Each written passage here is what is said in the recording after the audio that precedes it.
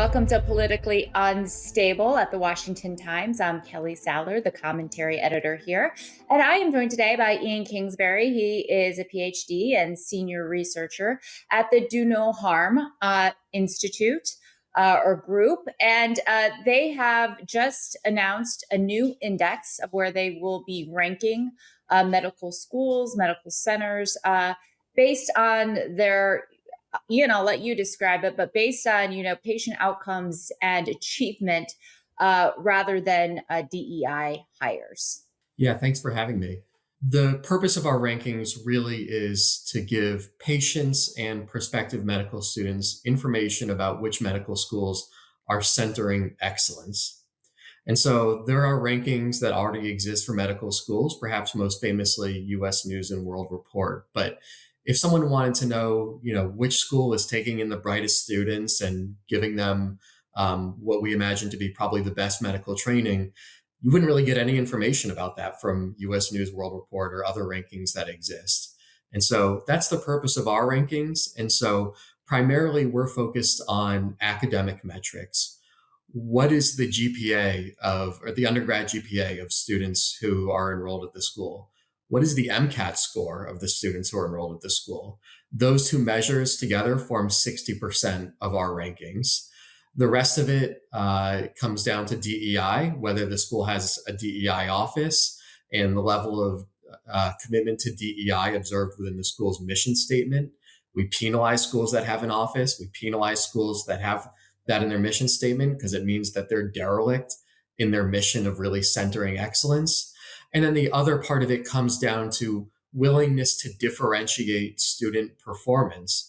So there's been this trend in medical education to make grading and standardized exams pass fail. And that's really a problem because historically that differentiation is really important when it comes to placement into residency.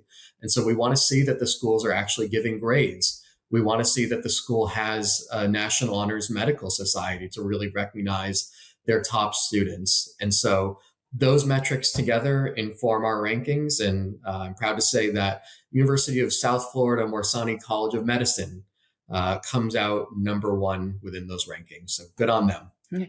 So, this seems obvious. And if there's any place DEI is not warranted, it's in the medical profession. I think that we all trust our doctors. We want to rely upon their opinions and their advice for what could potentially be life-altering treatments. Can you describe to our audience how DEI and how pass-fail rankings and college admissions have really blurred the lines and made our health system less reliable? Yeah, medical education is perhaps ground zero of DEI. We are talking about an obsession, really, sort of discarding merit in favor of identity box checking. And much of this occurs under the pretense that patients need doctors who quote unquote look like them. There's this idea in the medical literature, they use the term racial concordance. And we've actually reviewed the literature on that. And unsurprisingly, there's nothing to that hypothesis. Jim Crow medicine is as abhorrent and ineffective as it sounds. So under that pretense, really, they're engaging in some very radical activities in terms of what they teach, in terms of their admissions process. And we've reviewed the data on that. And what's shocking is that even after the Supreme Court ruled against race-conscious college admissions in 2023, many medical schools are still engaging in extreme racial preference, especially against Asian applicants and especially in favor of Black ones. And so we have essentially a two-tiered admission system within medical schools when, as you said, of course, these are institutions that really need to be squarely focused on merit and taking the brightest applicants. So I know that the Trump administration is looking to dismantle all DEI programs kind of across the board, both in corporations, in medicine, in schools. Have they taken any steps to kind of because there was this Supreme Court decision, as you said. And so I think a lot of people in 2023 are like, okay, the Supreme Court settled this for us. There is no more race based admissions when applying to college. But from what you're saying and the need for this index, this still is going on very much behind the scenes. Yeah, in fact, so for our project, we made public records requests to every public medical school in the country because those are the schools for which that data should be available through those requests. And so when we published our report a month or two ago now, we had received data from 23 medical schools. And among those 23, what we saw was that rejected Asian and white applicants in 13 of those 23, so more than half, had higher MCAT scores than accepted Black students. And so I'm not a lawyer. I can't tell you definitively what the standard for racial discrimination is, but it certainly smells like it to me. It's hard to imagine an explanation for that outcome other than racial discrimination. We saw at a couple schools, Eastern Virginia School of Medicine and at the University of Wisconsin, where a Black applicant with the same MCAT score and GPA as a white or Asian applicant would have 10 or even 11 times the odds of acceptance. And so there's many medical schools for which they just pretended that that Supreme Court decision, Students for Fair Admissions, it's almost as if it never happened. It's unbelievable. But the left and those critical of what you're doing would say that admissions shouldn't be solely based on your MCAT score. That does not tell the full picture of a potential student, especially if they're going into medical school. It should be their GPA, it should be their extracurriculars, it should be, the volunteerism. Are they already out in the community volunteering at hospital centers or whatnot? Because sometimes grades don't translate into actual successful outcomes when it comes to, there's a lot of aspects of being a physician and being a doctor.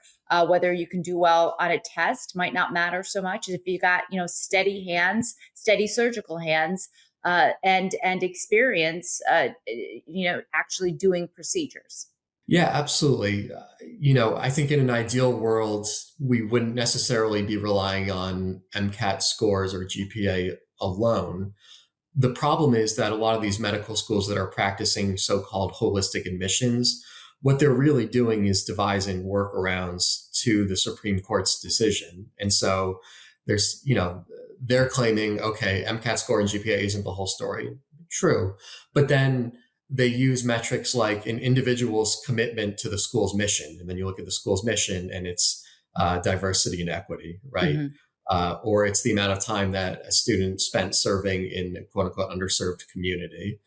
And so, in an ideal world, might a school entertain things other than MCAT and GPA? Sure. But the norm right now seems to be that where and when that's occurring, really it's occurring almost entirely in service of those racial goals. So, in putting together this survey, you need data from these schools. You mentioned that you've been working with the public institutions where you can either FOIA or request this information, and they're under a public, they're taxpayer funded essentially and subsidized. So they're working with you to provide this. But what about some of the private institutions? It's a good question. For now, it's sort of a black box for the most part, what's going on. We can get hints sometimes because there are certain institutions that will publish a demographic profile of each of their medical school classes. And so we actually looked at that in an even earlier report to see what kind of demographic transformation there was after Students for Fair Admissions. And so we saw at schools like Duke, for example, where there was essentially no change in the demographic representation of their medical school class, which invites certain, there's only certain possibilities there. One is that they weren't discriminating before, which seems remarkably unlikely. Two is that they just happen to experience a radical shift in their application pool where they were getting much more stronger applications from folks who are so-called underrepresented in medicine. Again, a very well-timed shift where that happened to occur right after the Supreme Court's decision. Or three, which I think is the most likely, they were discriminating before and they never stopped. Thankfully, the Trump administration has come up with something of a solution to this. They're going to be requiring that colleges actually publish certain admissions data through a system called IPEDS, which is housed within the Department of Education. And so we're going to be able to see, for example, what is the average MCAT score of, say, an Asian or a Black student accepted at that school? What is the average MCAT score of an Asian or a Black student rejected from that school? And so it's not perfect, and we suspect that colleges are going to continue to play games, but I think that's going to go a long way in terms of rooting out some of the bad behavior. How would you like the public to engage with your index? How would you like it to be utilized by both, the general public out there, kids looking to select which medical school they might want to attend, as well as for private institutions that will also have access to this information, and the Trump administration? Yeah. So uh, the first part of that is we want it to be informational. And so if you're a prospective medical student, for example, uh, look and see which schools are really centering excellence, who are taking the most capable students, who are rejecting identity politics and really doing the things that they're supposed to be doing. For patients, obviously it's only one small piece of data, but you might be curious. Did your doctor go to one of these schools that really takes the best students, or did they go to one of these schools that's DEI crazed and not taking those academic metrics as seriously? We also want it to be aspirational. So, especially for state lawmakers, you can look at this and see, your school, your medical school isn't giving grades. They're still housing a DEI office despite the executive order against that. They have MCAT scores on the low end of the spectrum because probably they're doing this business of holistic admissions with racial goals in mind. So these things can be fixed. And so when I say aspirational, look to this and see the things that need to be changed in order to make it a top medical school. Absolutely. Where can the public go to access this information? If you could give a website or more information to our viewers, as well as readers, I think that a lot of people will want to kind of look this up, see where the medical schools rank, uh, and so please do that right now. Yeah, so I won't give you the URL because it's a little long. I'll just tell you Google Do No Harm Medical School Excellence Index, and you're going to see it right away. And we're giving A through F ratings for every allopathic medical school in the country. So when I say allopathic, that means MD granting, not the schools of osteopathic medicine, but we have all of them on there. And, really, I think this is going to be a very good source of information for people and a roadmap towards restoring excellence in medical education. And you told us who the number one school is, based on your rankings.